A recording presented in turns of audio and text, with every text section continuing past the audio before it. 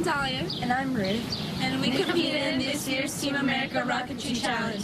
You'll hear more from us later. But for now, take it away, Carl. Thank you, ladies, and thanks to all of you for joining us. Yesterday, we talked about severe weather predictions in the Midwestern United States. Today, we are sorry to report that the forecasts were right. A massive tornado moved through parts of Oklahoma City yesterday. Estimates said it could be 2 miles wide. The National Weather Service issued a rare tornado emergency, which meant significant and widespread damage was likely. After the twister passed through, the first pictures of the area showed just massive destruction. Tornadoes have been popping up all over the Midwest. This one was in Kansas. You can actually see the tornado's funnel rotating. And this is what they leave behind. Hundreds of homes damaged or completely destroyed. A helicopter pilot for a local news station said it was like the houses were picked up, put in a blender, and then dumped out.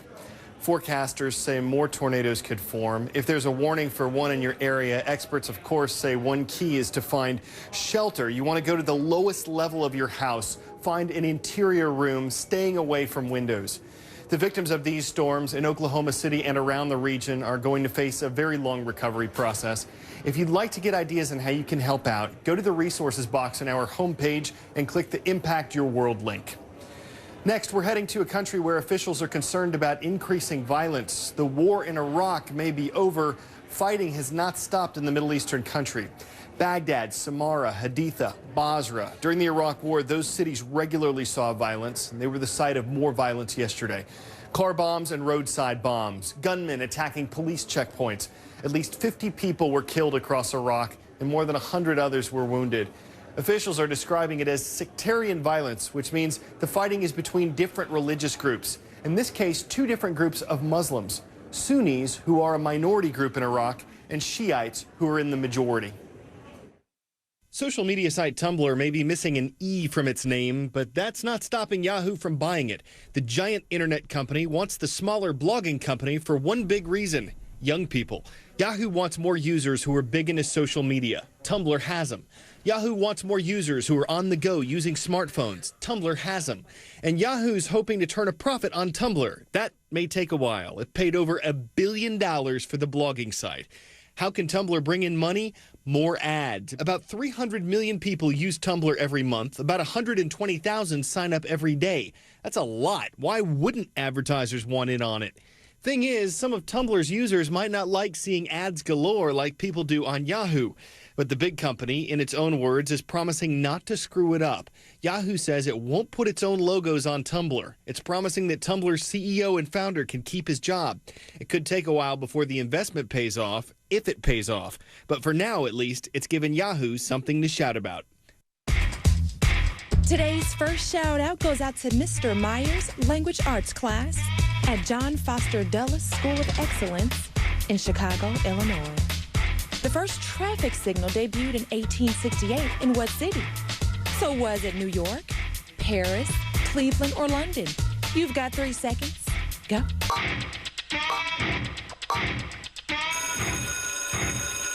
In 1868, London introduced a traffic signal with movable arms and gas lamps.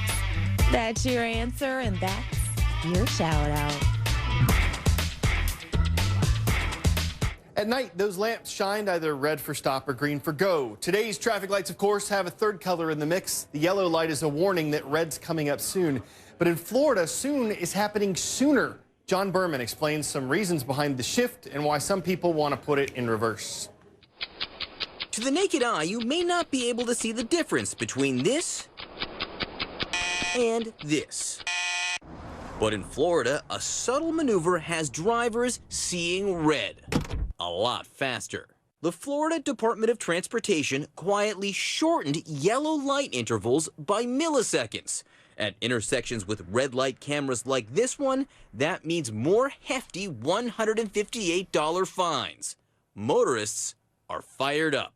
My issue is not with the ticket. My issue is with you trying to squeeze the law to make it unsafe for drivers. Fractions of a second can make a huge difference, according to research cited by the Federal Highway Administration.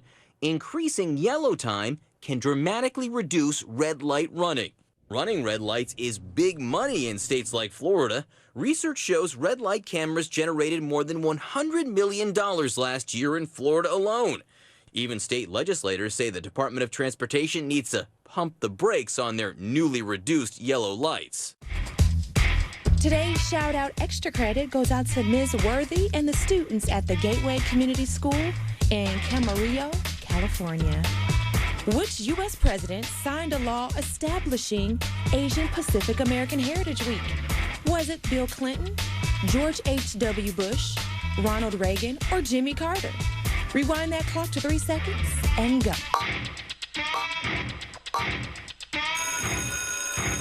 President Jimmy Carter established the week-long celebration in 1978. That's your answer, and that's your Shout Out Extra credit. May is Asian Pacific American Heritage Month. It was originally established as a week to commemorate two events. First, the arrival of Japanese immigrants in America in May 1843. Second, the completion of the Transcontinental Railroad in May 1869.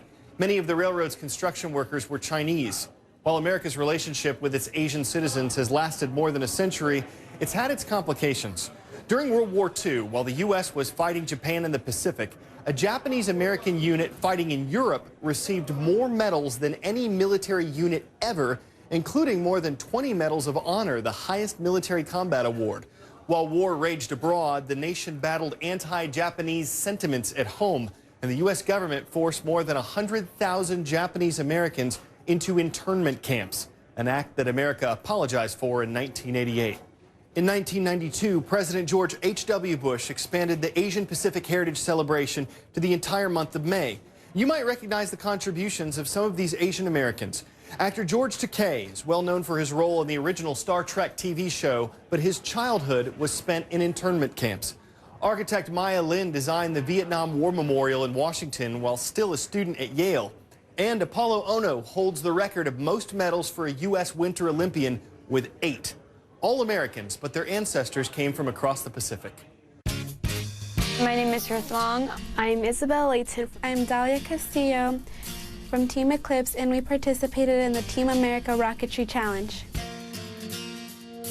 It is a program for kids who want to fly rockets and who have fun doing it. To participate in TARC, we have to learn a lot of math and science. That way we know what we're building and how it works. This is the rocket. It had to meet certain qualifications for it to be able to fly and make it into the top 100 of the nation. For example, fly exactly 750 feet and go up and down in a time span of 48 to 50 seconds. It has a payload here, and this is the area where we carry the eggs in the altimeter. This part holds the motor and the parachutes, and this is the nose cone where we sometimes put a little clay to add more weight. And it separates into two parts. It's very simple, lightweight. We use materials that we have ordered from various model rocketry companies and even stuff you can buy at the grocery store. We get along pretty well. And to top it off, we're doing something that most people think we can't do. So it's nice to go out there and show the world that we're just as good as guys are. It's inspired me. I want to grow up and possibly be an aerospace engineer. Now I'm having like a thought that I want to go into computer programming. Don't let anyone tell you what you can't do. Just show them that you can do it. And, you know, go beyond your limits and just keep pushing to try and get further. Never give up. All right, before we go, we've got an extreme nature video. This bear just discovered this camera. The guy who posted this YouTube video says the camera was there to get close footage of grizzly bears. This might have been closer than he expected. I've always wondered what it would be like to French kiss a bear, said no one, ever. We've heard of needing more iron in your diet, but this might be taking things a bit far. The beast didn't actually chew on the camera. If he did, trying to get the footage back would be like pulling teeth. I mean, it'd be totally unbearable. We've said a mouthful, so it's time for us to go, but we'll be back tomorrow, and that's the tooth.